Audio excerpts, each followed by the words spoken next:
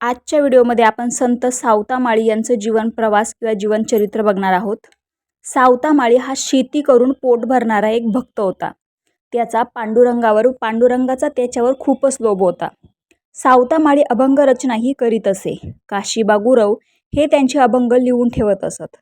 आज त्यांचे फक्त 37 अभंगच ज्ञात आहे, पण तेवढेही पुरेसे आहेत भक्ती शिकायला. त्या अभंगांचं सार हेच की प्रचंड उत्कंठ चिंतन केलं की भगवंत भेटतोच. संत सावतामाळी यांचा जन्म इसवी सन 1250 व समाधी इसवी सन 1295 असे 45 वर्ष आयुष्य हे एक मराठी संत कवी होते.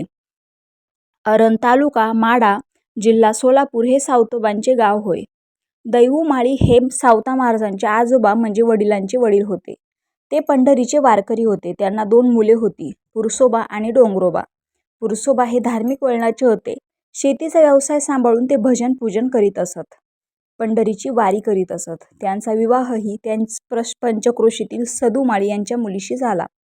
या दाम्पत्याच्या पोटी सावतोबांचा जन्म झाला. या घराण्याचे मूळ गाव मिरज संस्थानातले औसे होय. दैवूमाळी म्हणजेच आजोबा अरण या गावी स्थायिक झाले. भेंड हे गाव जवळच 2 मैलावर आहे. संत सावतामाळी यांच्याबद्दल संत नामदेव म्हणतात, धन्य ते अरण रत्नांचीच खान, जन्मला निधान सावता तो, सावता सागर प्रेमाचा आगर, घेतला अवतार माळ्या घरी. सावतामाळी यांनी भेंड गावचे भानवसे रूपमाळी हे घराणे असलेल्या जनाई नावाच्या मुलीशी लग्न केले. तिने उत्तम संसार केला. त्यांना विठ्ठल व नागाताई अशी 2 अपत्ये झाली.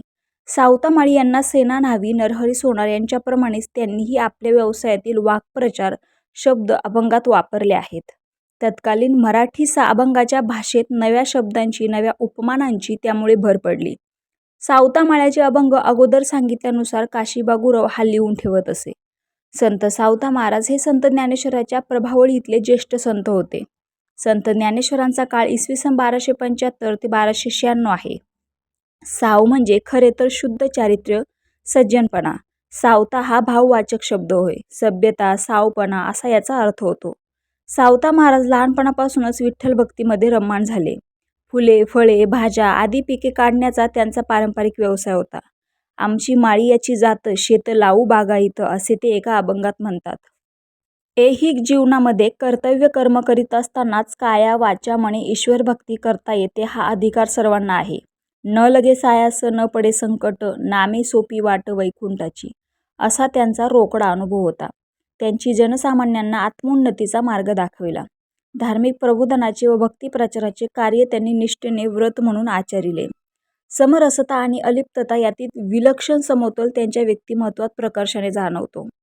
अरण येथे आषाढ वद्य चतुर्दशी शके 1217 दिनांक 12 जुलै 1295 रोजी संत सावता महाराज अनंतात विलीन झाले. आजही पंढरपूरच्या श्री विठ्ठलाची पालखी वर्षातून एकदा खास त्यांना भेटावयास येत असते. संत सावतामाळी हे कर्तव्य आणि कर्म करीत राहणे हीच खरी ईश्वर सेवा अशी प्रवृत्ती मार्गी शिकवण देणारे संत आहेत. वारकरी संप्रदायातील एक श्रेष्ठ आणि ज्येष्ठ संत त्यांचा अलौकिक आहे. श्री विठ्ठल हेच त्यांचे परमदैवत होते. ते कधीही पंढरपूरला गेले नाहीत. प्रत्यक्ष पांडुरंगच त्यांना भेटावयास आले. ते कर्ममार्गी संत होते. कर्मे ईशू भजावा हीच त्यांची प्रवृत्ती होती. त्यांनी अध्यात्म आणि भक्ती, आत्मबोध आणि लोकसंग्रह, कर्तव्य आणि सदाचार यांची बेमालूम सांगड घातली. धर्माचरणातील अंधश्रद्धा, कर्मटपणा, दांभिकता व बाह्य अवंडबर याबाबत त्यांनी कोणाचीच भीडभाड ठेवली नाही. त्यावर सतत कोरडे ओढले. संत सावतामाळी यांची एक लोककथा आहे. सावतामाळी त्याच्या शेतात गव्हाचं पीक घेत असे.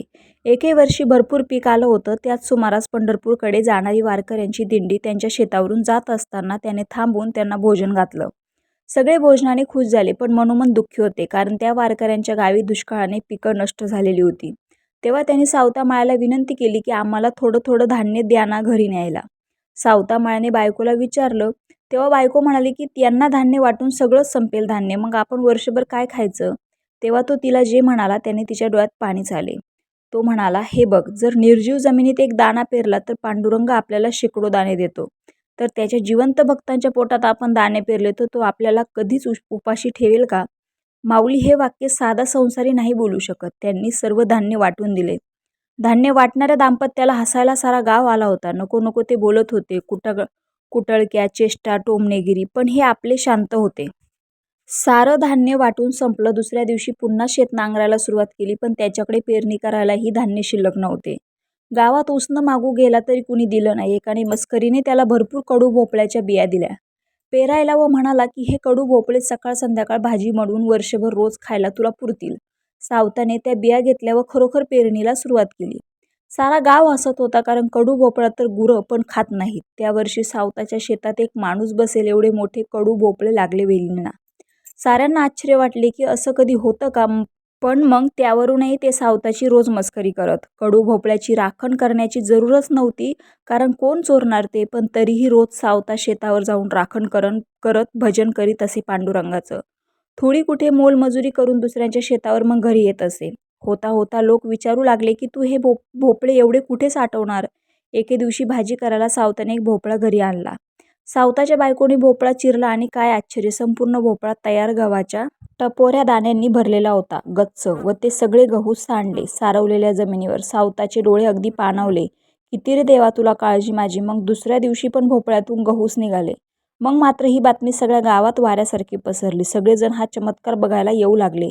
कुणी भोपळा चोरून नेऊन चिरला तर त्यात गहू निघत नसे. ही बातमी जवळच्या मुलखावर असलेल्या राजाच्या कानावर गेली व तो स्वतः आला व सावताला भोपळा चिरून दाखवायला सांगितला. भोपळ्यातले गहू बघून तो राजाही गहिवरला व नमस्कार करून म्हणाला, धन्य तुमची भक्ती. यानंतर सावता अधिकच विरक्त झाला. आपलं सर्वस्व देवाला दिलं की देवावरच भक्तीचं कर्ज चढतं. भक्तांचा चरितार्थ चालवण्यासाठी देवांचाही देव करीतो भक्तांची चाकरी. आपण सगळे कडू भोपळेच असतो. कुणा सावताचं भजन वा ज्ञान कानावर पडलं की आपल्या हृदयात भक्तीचे गव्हाचे दाणे तयार होत असतात. हा सगळा नामाचा महिमा आहे. स्वकर्मात व्हावे रत, मोक्ष मिळो हातोहात. सावत्याने केला मळा, विठ्ठल देखियेला डोळा.